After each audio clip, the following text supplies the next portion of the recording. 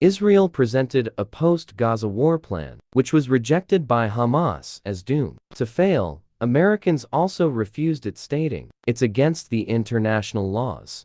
We will talk about its main points after this brief commentary. Israel's post-war plan sees Israel keeping security control over Palestinian areas. Israeli Prime Minister has presented his first official day after plan for the Gaza Strip once the war ends. It was put before the War Cabinet and released as a single-page document, saying Israel will keep security control over Palestinian areas and make reconstruction dependent on demilitarization. The plan, which brings together a range of Israeli positions not accepted by West, underlines Israel's resistance to the creation of a Palestinian state, which is seen as a security threat, without explicitly ruling one out at some future stage. The document, presented to Security Cabinet members as a discussion paper rather than a set program, states Israel would maintain security control over all land west of Jordan, including the occupied West Bank and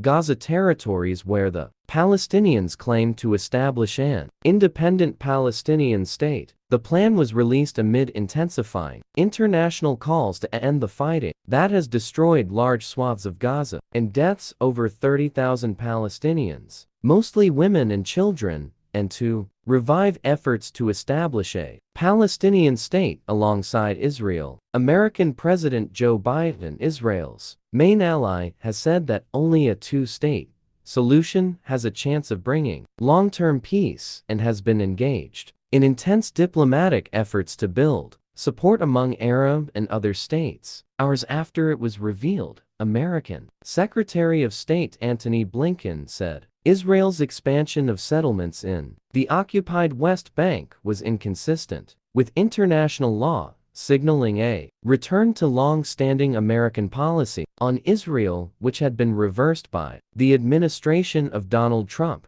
The main points of Israel's post-Gaza war plan, as presented by Prime Minister Benjamin Netanyahu, are as follows. Security control. Israel intends to maintain full security control over all Palestinian areas, including the occupied West Bank and Gaza. Rejection of unilateral recognition. Netanyahu rejects the unilateral recognition of a Palestinian state. Demilitarization and de-radicalization. In the medium term, the plan outlines demilitarization and de-radicalization in Gaza. Rehabilitation conditioned on demilitarization. The rehabilitation of the Gaza Strip, much of which has been devastated by Israel's offensive, is conditioned on its complete demilitarization. 1. Border presence. Netanyahu proposes that Israel have a presence on the Gaza-Egypt border in the south of the enclave and cooperate with Egypt and the United States in that area to prevent smuggling attempts.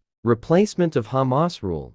To replace Hamas rule in Gaza while maintaining public order. Netanyahu suggests working with local representatives who are not affiliated with terrorist countries or groups and are not financially supported by them. Shutting down UNRWA. Netanyahu calls for shutting down the United Nations Palestinian Refugees Agency UNRWA and replacing it with other international aid groups.